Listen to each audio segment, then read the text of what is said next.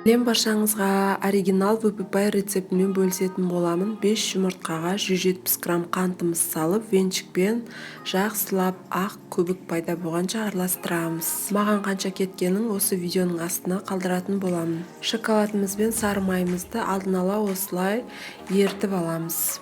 Ыстықтай тестаға құймаңыздар, себебі жұмыртқамыз пісіп қалады. Суығаннан кейін барып құйып, осылай венчикпен тағы да араластырасыздар.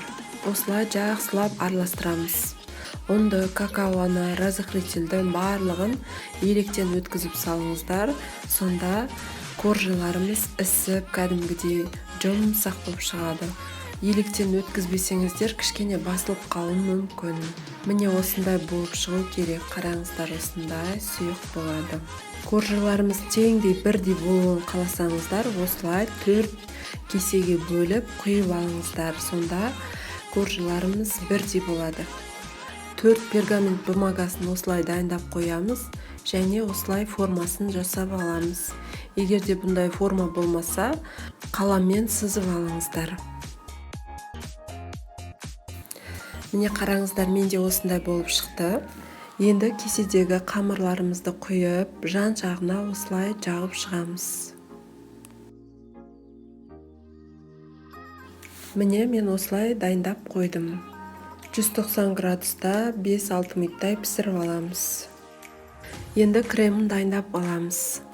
500 грамм сливкеге 100 грамм қантымызды салып, қоюланғанша араластырамыз.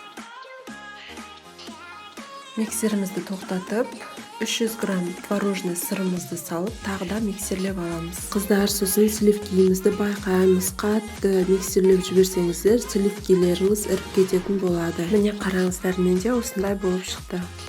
Енді тортымызды жинайтын боламыз.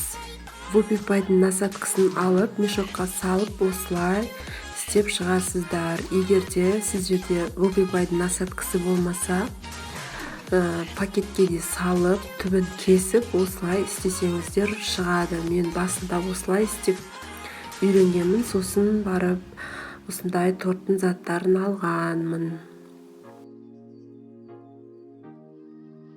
Осы рецептпен жасап көріңіздер, өте күшті болады торттарыңыз.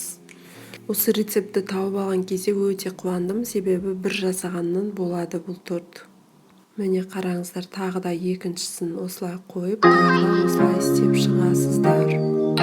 Осылай әдемі шариктер шығарыңыздар, сонда торттарыңыз әдемі